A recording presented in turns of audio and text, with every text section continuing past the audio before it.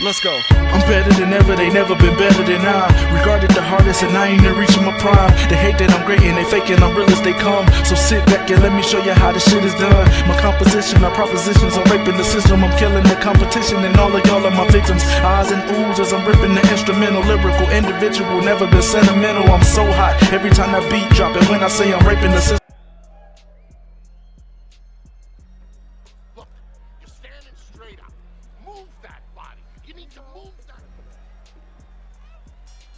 What is going on, boxing fans and gamers? It's your boy Fight Night's Finest, the Silver Commentator, coming at you with another Fight Night Champion online ranked match. Mike Tyson going up against Mike Tyson and head to head. This is a mirror match, and unfortunately the first round got cut off due to my own neglectfulness. I was just kind of playing offline and enjoying myself, and then I came across this very good opponent here, who I think he had like 1,200 wins and like 200 losses or something crazy like that. Either way, he was a very hard fighter to play against because he did a lot of things well. But just to kind of inform you of what happened in the first round, I thought we was boxing okay, but we got clipped, got hit with a critical stun, and end up going down in the first round.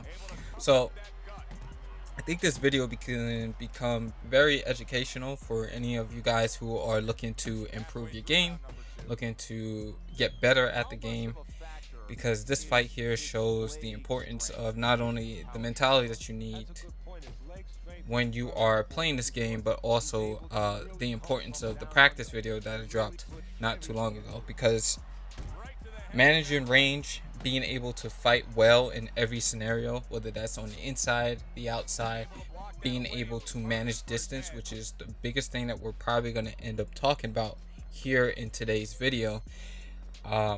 All those things came into play in this fight. As you can see, this fight as it is already very, very technical.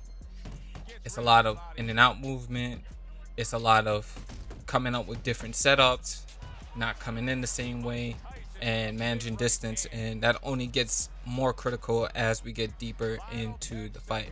Round number 2, I thought we did a pretty good job of not tilting, and this is something that you see in real boxing too. I've always loved that first Kovalev versus Ward fight, because when you have something big like a knockdown occurs in the first round or the second round, right? Anytime early on, it automatically puts you behind 2 points. So mentally, when the fight's already getting started, and then for some of you guys, you may see a fighter with a very good record, you're gonna look and think, shit, how am I gonna pull myself out of this hole? And that's why I think having a dog mentality inside of you, where it's like, okay, I got caught, like our boy Andre Ward did, and he's like, now he's gonna have to kill me to get this. It's the same thing when you're really playing the game as well. That mentality of, okay, he caught me, I may be down 2 points, but I'm not gonna slip up again. And even if I do slip up, I'm gonna make sure that the work that I do from here on out will net me a win. And the way we're gonna be able to accomplish that and not tilt is to only focus on the next move. What are we gonna do next? How are we gonna score? How are we gonna get hit and not get hit? What is his tendencies? What is it that he does well? And those things that he does well, how can we take it away? How can we exploit his weaknesses? And what is it that we do well that will work against him? These are all questions I feel you guys should be asking yourself whenever you're playing. And when you're fully locked in and fully focused on performing and not so much result-based logic, which is, damn, I got caught in the first round, you will not tilt. Because the only thing that's happening in your head is how to do the things that you're supposed to be doing. It's like playing chess, right? You try your best not to blunder. You try your best to only do the moves that will be best in the scenario, right? But you're not an engine, you're not a computer. You're not going to always perform the best move.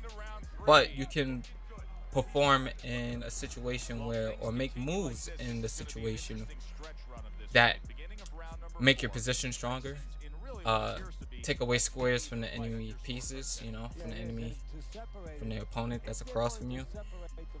You can make the pieces that you have on the board work for you better, and it's no different when you're playing Fight Night. There's something that you're going to do well that your opponent may not do as well.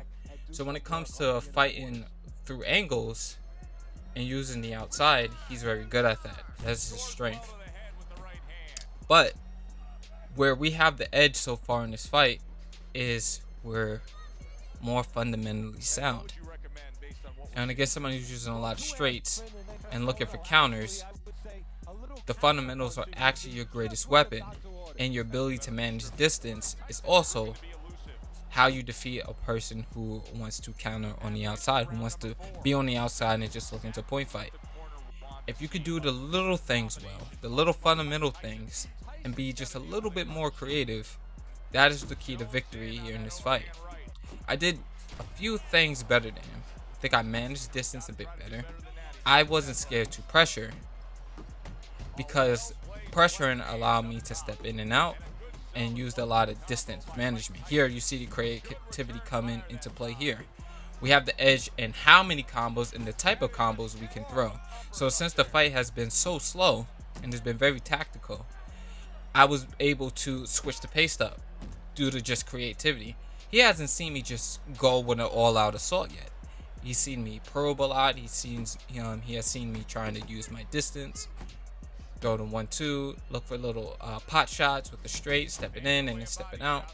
He hasn't seen me just switch up and start throwing 5-6 punches or like 3 or 4 punch combinations. So just being able to play with the rhythm and the pace of the fight, I was able to always keep him on his toes. He doesn't know how I'm going to come in if I'm always coming in with a different strategy, if I'm always switching the tempo up. If I'm able to like use my jabs and my straight and like, God, is this guy going to now also considering the fact that I have the pressure on top of it, by I'm the one coming forward, I'm dictating how the fight's going to go. And the one thing that I did that was really fundamental that he wasn't doing was jabbing. The jab opened up so many lanes for me during this fight, and you're going to notice that too. In the situations where I wasn't too sure how I was going to hit the guy, the jab is what set up everything else. And it's very hard to deal with an opponent who fights on the outside and has the understanding and the knowledge that point fighting is what is, meta and what is strong in this game, and it always has been. Considering it's a mirror match, you know that strength wins, and just being able to be better defensively and counter those things make you better than your opponent usually, and it makes for a very difficult opponent to fight. But the difference between an opponent who is elite and an opponent who is very good is, I feel, in my opinion, an elite player can do everything well. He does everything good, or he does everything great, or he has a few things that he does great, but he can do everything well. So even I may not be a better outside fighter than this guy, I can fight on the inside pretty well, and I'm very good at managing distance and fighting from mid-range. So combining all those things that I can do well made me do great in this fight, just based off of that. So as you see, once again, round number 5 here, we're trapping him into the corner, and as soon as we did, we started throwing combos. Another thing that probably is going to go unnoticed in this fight is just look how in the situations where the point lead is kind of in his favor, if we're doing our counting, making sure that we're keeping track of the amount of punches that is landing on us and the amount of punches we're landing. The thing that we did well was we also went to the body. And going to the body, along with combination of the jab, allowed us to score some extra points. And keeping him defensive with in and out movement also allowed us to be able to sneak in that volume at times, because he wasn't able to figure out if I was just going to point fight him or if I was just looking to step in and out and then looking for counters of my own. You're going to see there's times where I step back and, I'm stepping a lot as well. So I can also be setting traps for him through counter punching. There could be a side step straight lined up for him. There could be a side step uppercut lined up for him. All these little things in tandem made for difficulty in determining how I was going to fight the round. Like, here we go again. This round we're fighting a completely different style. Now it's more like a patient inside fight. It's not like a crazy amount of combos. It was a bunch of 2-punch combos. And he ended up trading back there. So he made an adjustment and said, okay, after that 4th round where you was really, really passive, or where you was really, really aggressive, I know I can't just let you do that. And he ended up throwing some combinations back and hurting us pretty bad there. So I had to switch to outside for a little bit and make sure I was able to gain some health back. But his greatest strength also became his greatest weakness in that regard too, because you saw health-wise he had me on the ropes, but his understanding that fighting on the outside is what's going to net him the greatest chance of winning, and the greatest advantage to have is the outside, also prevented him from being able to finish me off there. Not to mention the jab and actually being good on the outside as well also played a role into that. But it's these little things that make fights like this so great and so fun to play, and I think it makes for a pretty good viewing experience as well. You being able just to see all the little different adjustments and things that different players do and how they respond to situations is why I think this video in itself is so educational. So also stamina management is always a big important part in a fight, and the body work that I'm putting in is also going to allow me to do well in the stretch run of this fight. I'm always working the body. When he's stepping and he's missing, I'm always looking to punish those mistakes and as safe as a matter as I can. And even though I've been taking some headshots in return, caused him to outscore me, I'm able to make up for those points that I lose in those trades by poking and probbing on the outside and hitting him and not getting hit. So that's where the range formula, like playing around on with the in and out movement, really helped out as well in terms of scoring on the card. So now you see me switch up the style again this round. Now we're on the outside and we're just fighting on the outside, taking the outside away from the opponent, snatching the wizard back, as I like to say, and just it's crazy just to see the different styles, and like inside one moment, outside another moment, mid-range here. It's a really hard thing to figure out. Now we're pressuring again. I always wanted to keep him on edge and not let him know if I'm not gonna just hang on the outside. I still want him to throw. I still want him to always be using some form of energy. So in the later rounds, just in case I get caught or something big ends up happening to me, I could always go ahead and push for a finish by being super aggressive. So it's these little things. It's all these little things. I know I keep saying, oh, this is a little thing and this is a little thing, but the nuances is what made this fight so good to me. So once again, staying on the outside, keeping the guard up high, and you'll see here I'm letting my accuracy really work and the efficiency pay off. I know I'm up on the cards right now, so that's why I'm still being defensive. Him missing is also going to drop the total accuracy that he had in this round. So even though he's catching me here and there, it doesn't make up for all the work that I end up doing as well. And we're going to get to see the scorecards here. We also have really good stamina recovery for this round. We're back up to, we had a 12% recovery and up to 80%. And even though we got caught in the first round and knocked down, he's only won one round since. So we've adjusted well and we've done a good job of scoring, and thus that's the reason why we have a 2-point lead here. So all I really have to do here is win this round, and after I win this round, just try to stay on the outside and bring the victory home. The worst possible thing that could probably end up happening is getting knocked down or getting clipped by something stupid, but it's Fight Night Champions. Sometimes you can't help those things. So my goal in this fight, after seeing the cards and only seeing a 2-point lead, is to try to fight as clean as possible and take the outside, because now here's where the mental game comes, right? My opponent just saw he's down 2 rounds, so he needs to be able to win this round. There's a little bit of a sense of desperation that you see or that most players get when they are losing. So now they understand that they have to do more in order to win the fight. So if you felt like you're fighting a very close and tactical fight, and then you see that you're down on the scorecards, this is a pro tip here. Take advantage of the sense of urgency and fight on the outside. Snatch the wizard back, because this will be the greatest time for you to be on the outside. He's gonna make a lot more mistakes than he want to have if this was like round 3 or 4. So taking the outside here is very, very, very, very important.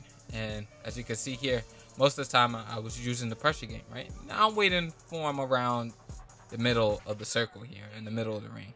Just keeping him defensive, but I already know I'm up on the point count for this round, so just applying some smart pressure here.